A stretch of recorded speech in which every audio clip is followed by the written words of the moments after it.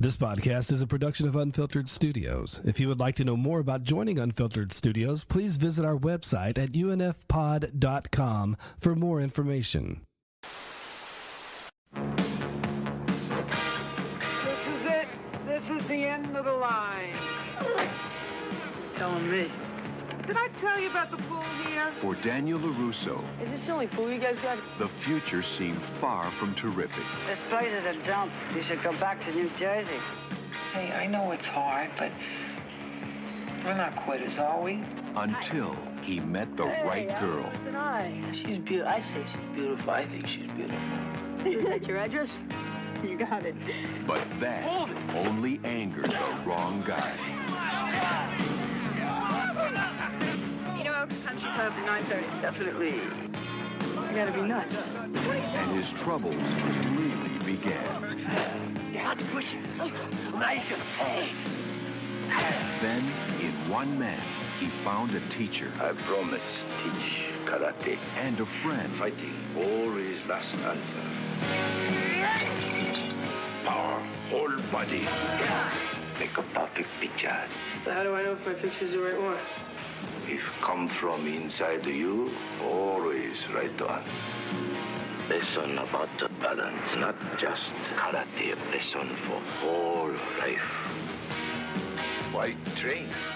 So I won't have to fight. Hey, Karate Kid, let's take a move. Points or no points, you're dead meat. I don't have much of a cheering section. You got me. In the end, it will be in Daniel's hands. In his body.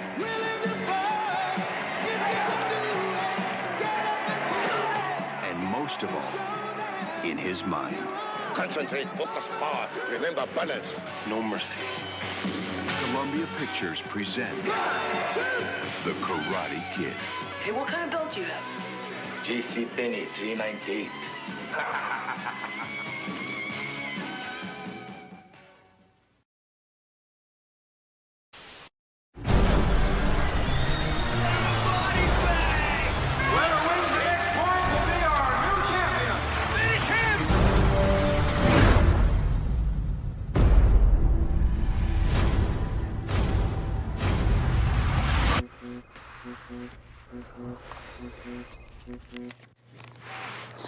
Who is it? Bonsai! Daniel LaRusso here for LaRusso Auto. We are chopping prices on all of our inventory. Yeah. Johnny? I knew it was you. This is Johnny Lawrence. He and I go way back. Oh, this is the guy who's ass you kicked. If you want to get technical, I kicked his face. Hey, where you going, come in? Oh, I didn't know you guys were trying to buy beer. Hey! Watch your car, man. Get the hell out of here, loser.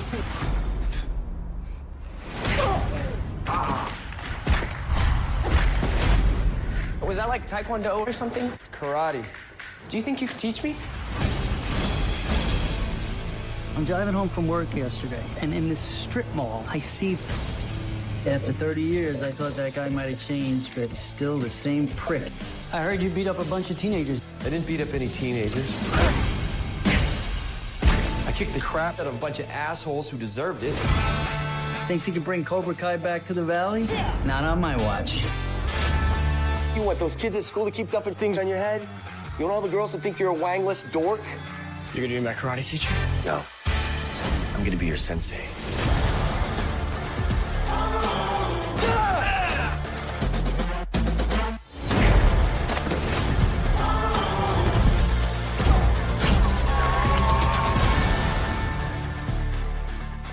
I'm gonna teach you the style of karate that was taught to me. A method of fighting your pansy-ass generation desperately needs. Okay, let's see what you got. She's a girl. And? I'm sorry. Are you okay?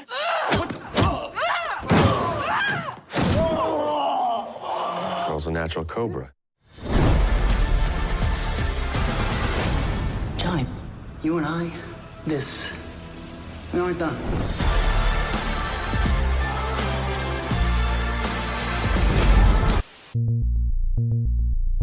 We mixed, we loaded, we edited, Sometimes we get so deep into conversation that we have separate segments worthy of their own place in the sun. Here is a reshuffled mini episode.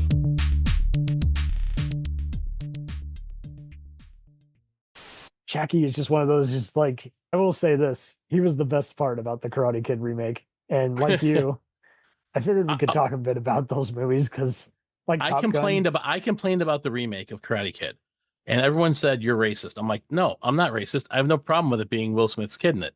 I have a problem with the fact that you're naming it the Karate Kid. Karate is a Japanese martial art. You're having a Chinese actor play the lead, and you're filming it not in Japan.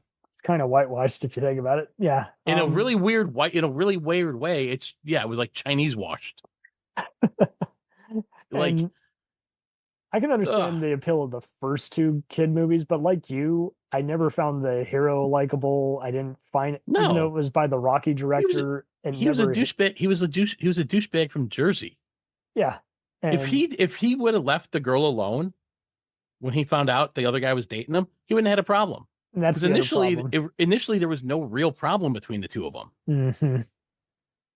I mean, it was just that he kept going after the other guy's girl. Yeah. And that's the other problem with a lot of those movies. It's very hard looking at them now. It's like, dude, what does no means no mean? Shit. Yeah. Yeah, no shit. Like, so it was, even back then though, I was like, okay, the girl's with somebody else. You're the newcomer. You don't fit in. Leave it alone, dude. And I was a kid. So do I have to spell it out for you? God. I don't have the fond memories of those two movies that a lot of people. So I for a long time I was like, oh man, I wish I'd grown up more in the 80s and not so much in the 90s. And then I thought about it about 5 years ago, and I'm like, wait a minute. I was born in 77. I grew up completely solely in the 80s because I was out of high school by the mid 90s. Well, so it was just a very bizarre franchise. You have the first two, they get critical acclaim because Pat Morita, everyone liked as the instructor. Yeah, but the movies themselves, I mean, how different is 2 from 1, really? Nothing. And yeah, it's like it was just like he didn't want to do the movie, but let's just churn it out anyway, and then let's reboot it and have a then unknown A-lister known as Hilary Swank be the next Karate Kid. And then I can't get into Cobra Kai at all, and I know that's a hot take, and I'm not here. I agree with you. Everyone's like, dude, you got to watch Cobra Kai. I go, why? My martial arts buddies so good. were I'm like, how is it so good?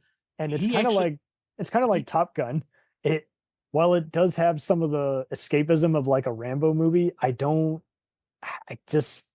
preachy music just takes me out of it every time. Yeah, but you know what the difference between that series and the Top Gun movies is the Top Gun movies had an air of realism to the characters.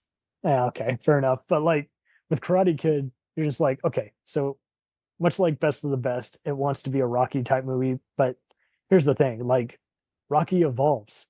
Like he goes from being the likable dimwit to the guy who wants to stand for something and make a living and raise a kid and make his wife proud. And that doesn't happen in She's the Karate not just Kid movies. A trophy wife. She's not just, convenience. She's not property. He's and he gets better with some of his English as he goes on. So it's not just Stallone's ego. I mean, there's plenty of vanity in those, but they work. Sure, yeah, they work despite of the ego. And yeah, I mean, I like Karate Kid doesn't evolve. Right, he's still the same spoiled kid. And with Cobra Kai, I see so many people just praising it. I love Johnny Lawrence. I love all these other guys. But think about like the show. I appreciate the show for the redemption of Johnny Lawrence because really, Johnny did nothing initially wrong in the movie. Like I said, he didn't start it. Right. But the part of the reason I didn't want to watch the show was I never was big on the movies, but knowing that Johnny Lawrence is trying to resurrect the Cobra Kai not clan, but dojo, but for the right reasons and doing it the right way. And then Machio's character comes in and like just berates him. And it was bizarre. Like it was a YouTube original. Then YouTube decided to be an asshole and say, we're not doing original stuff anymore. So Netflix picks it up. But it's like, if you're Johnny and you're now 50 years old or almost 60, really, because he's older than I was. So he's in his 50s. do you really give a shit about that? Probably not. And then when you go there and confront the guy and you walk in and see it's not like it was what you remembered, and he's doing things the right way and it's different, you're still going to confront him and be a dick? That's the other thing too. You stole his girl. You stole his girl. You kicked his ass twice.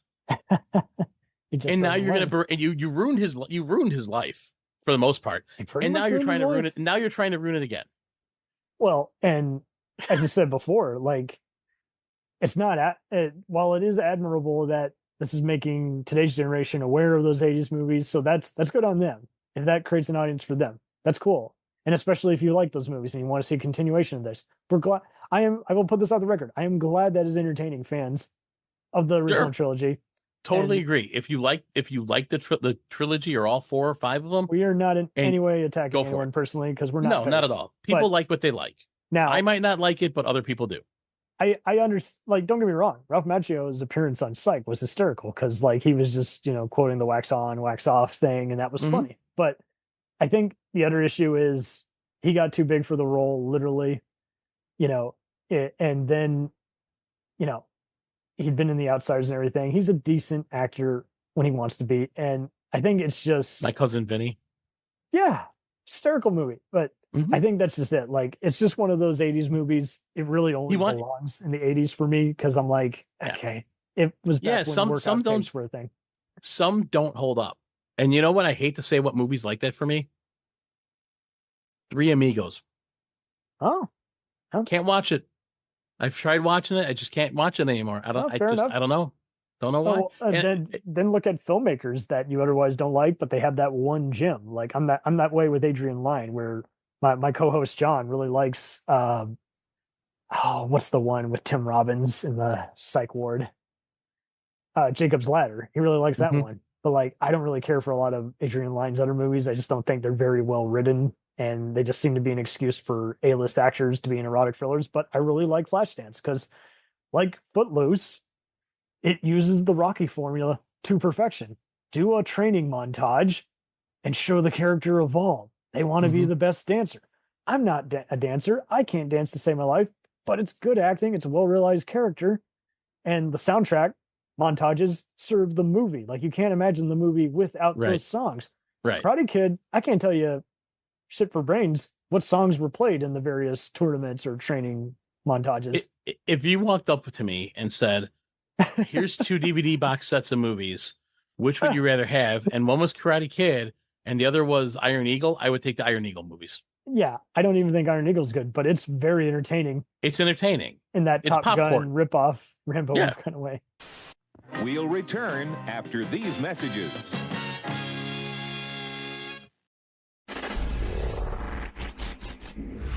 Welcome to the Better Call Daddy Show, the #1 podcast where we admit, no matter what happens, Daddy has the advice we need to fix our problems. Introducing my dad, Mr. Wayne Friedman. That was good. It would be nice if you could also sing a song. What would the song be? You love Paris in the springtime. I just made up some words to it. I love Rena in the springtime. I love Rena in the fall.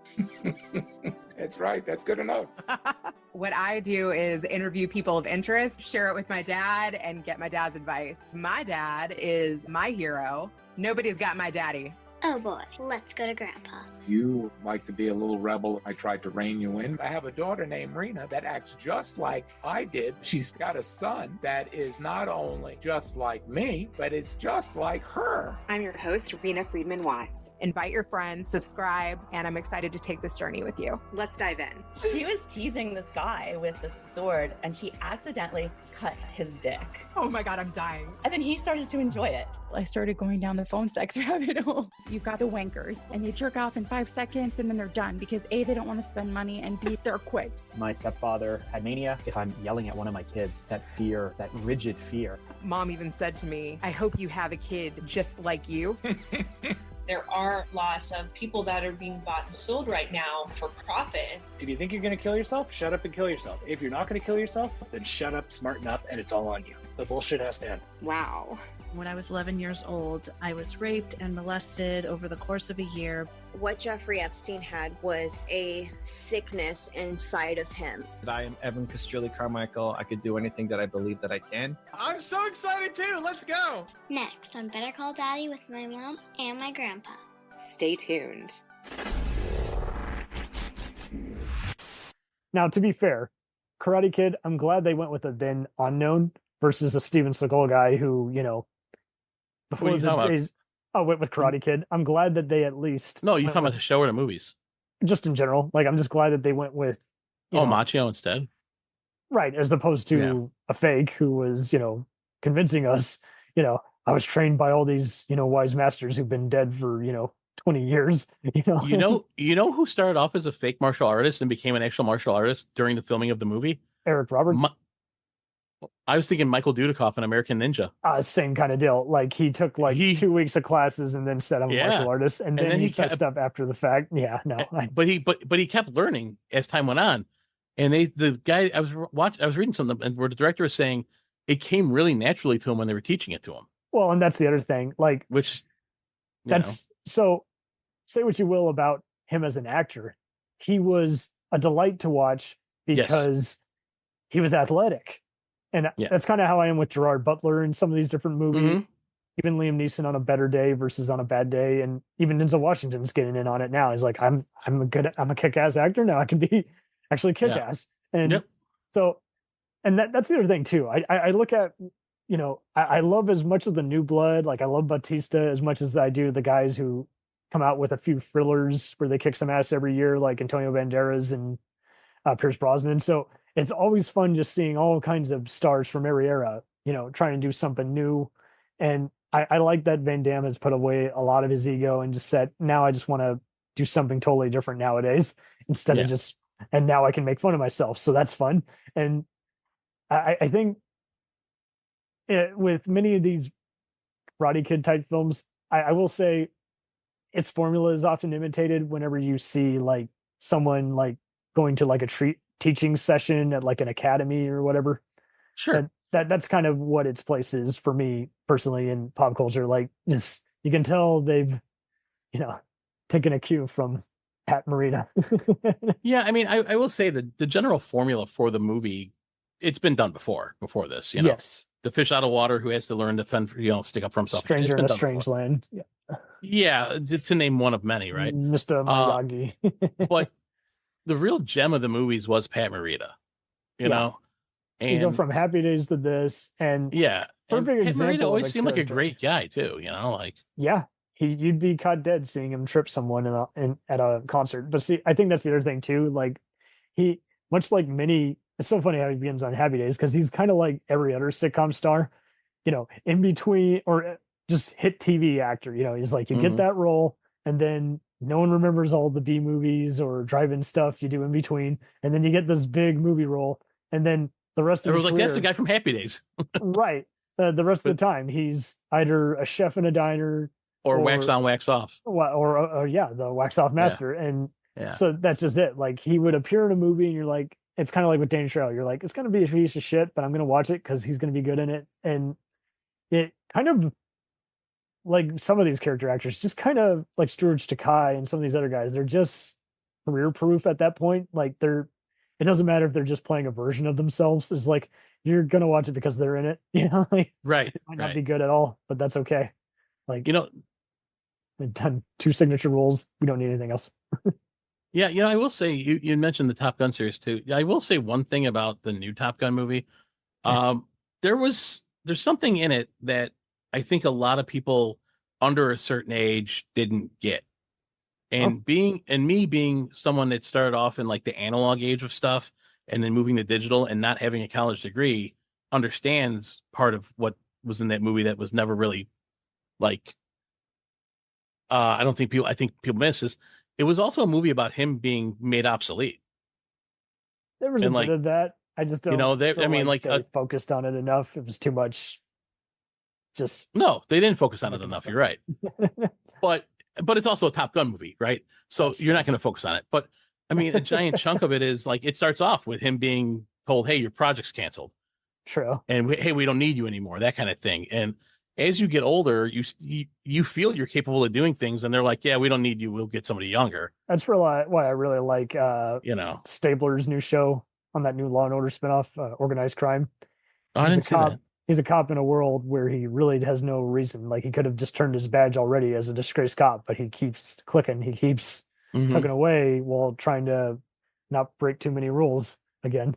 And I think that's the other thing too. When you have a beloved character come back, you have to just show how I don't recognize this version of the world that I grew up in. And that's why I like with some of these comebacks that they have done, where I'm just like, okay, cool. Like the Gremlins prequel cartoon they did, I thought that was just fun. Like, your kid could watch it, even if they didn't. I didn't know they did one. And shame on HBO Max for not properly promoting it. But yeah, I was gonna say, how'd I miss that? It was just one of those, like, they did not promote it at all. Like, they just would do some editorials, then they sat on it for another year. It was dumb, but it was a good show because it explained everything you need to know. Like, how was Gizmo, coming to conception and everything, and how did he? It also explains how, this wasn't his first rodeo. He knew how to combat, the evil creatures and everything, and it was just as witty, and the animation was stunning. And I think a lot of people, if they don't risk, hiring someone who's not in any way connected to the material, they just go with a very lazy script. Like, for instance, I really dug the new Beverly Hills Cop movie. It was gentle, just like the original movies. Sure, some people thought, hey, the villains were kind of meh. I'm like, yeah, but that's kind of how it was. It was a comedy first before it was, an action crime movie. And yeah, that's true. Sad Taggart just died, though. That was really sad when I saw that. I'm like, but I'm glad he got to return as opposed to die before they could do the reunion movie. And see, I thought it was fun because, like, they had some new guys, but they didn't shove them in your face. And the new guys that were returning, they didn't break the fourth wall, but they kept making fun of it as like, I'm going to get a hernia or put out my back if I do a stunt like that. They were making fun of how they're getting too old, but they got nothing better to do. They're bored. If I recall correctly, one of the female cops that arrests him, and I didn't see the movie yet, and puts him in the police car, is his daughter. Yeah. It's a hoot, man. Or actually, wait, no, she's the lawyer, but yeah, there is another female. No, but she's his real life daughter or something. Yeah. Yeah. I will say this is that one thing you and I both agree on is that movies to us are meant to entertain. Like, so Dave in England, I like the guy a lot, but he's much more about like the art of cinema. Like, a lot of movies you and I like, he'd be like, well, these are, yeah, I mean, not that extreme, but yeah, kind of, right? And where I'm like, if it's fun, if you could shut your mind off, like Commando's a great example. If it crossed off most of the boxes, it did its job. Commando's a great example. Fantastic one-liners by Schwarzenegger, substandard plot, but you shut your mind off and it's just fun. Or Cannonball Run 2, all that stuff. Like I said, it's popcorn for your brain. I want to relax and not think of anything. I'm going to throw this on. You might even like a ripoff of another movie better than the movie it's ripping off, because it does more with the ideas. So I talked about FNAF. One of my favorite new movies and my now favorite Nick Cage movie is called Willy's Wonderland with Nick Cage. I don't think he talks much in that movie, but I love his character, and all he does is battle animatronics that are possessed. Yep. And he just beats the shit. And it's the most satisfying, one of the most satisfying movies ever, because the fight scenes are so corny, ridiculous, and outrageous, but it's so perfect and it fits. And I'm like, this is Nick Cage's best movie, like hands down. Like, out of everything he's done, finally Nick Cage movie that connects with me. Seeing actors evolve. You might like them in serious roles, but don't like it when they do awkward comedy, or vice versa. They're great with comedy, but when they try to be serious, you saw years where Melissa McCarthy or Jack Black were struggling, and then they kind of grew more as ensemble people, and they're like, okay, now they can do drama. They just took a while, before they could get to that peak level that Robin Williams and Whoopi Goldberg and Billy Crystal were doing as comedians who do occasional drama. But that's the other thing too. We see so many people who are like ADD, like, I just want my kid to shut up and watch the movie, or I just want to be entertained, but I don't want to think. And like, well, it's pretty hard to watch something and not like be somewhat engaged cranium wise, but whatever. Oh, I've seen some. Yeah. My co-host he picked out this movie. It was a Filipino production, I think. And it was about a guy named Lando that he was killed by the devil, and his uncle used his power to save him so he can come back and fight the devil. And the devil, it's like this like weird Jesus-y Christian-y kind of movie, and the devil's wearing like a Walmart devil outfit. And this is from like the 70s or 80s. And it's just, it's called The Killing of Satan, I believe. I think I've heard of that one. Rip off.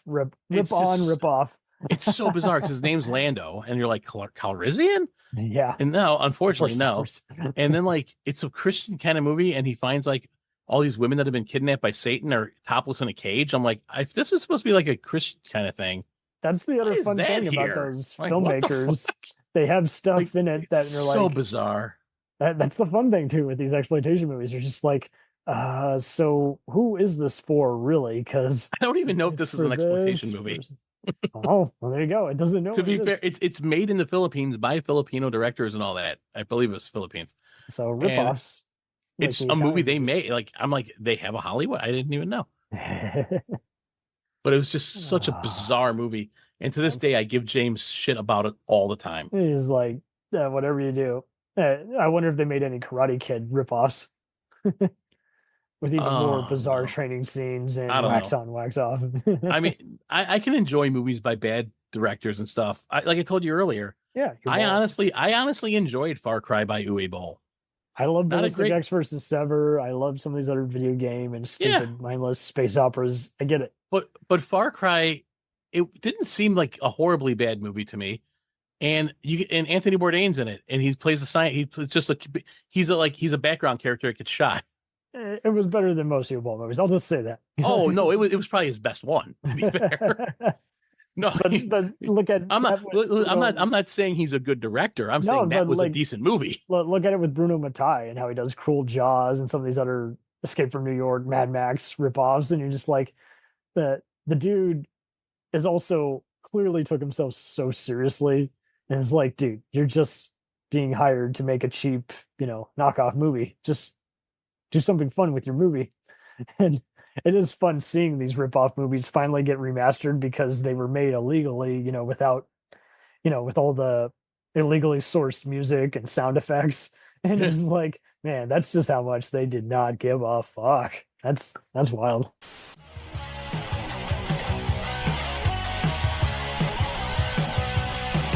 Follow us on the web on Facebook, Twitter, and Instagram. The podcast is available on Podbean, Spotify, iHeartRadio, Anchor, Apple, and anywhere else podcasts are available. Feel free to review our show and leave comments on any of those sites. Thanks a million for listening. It's a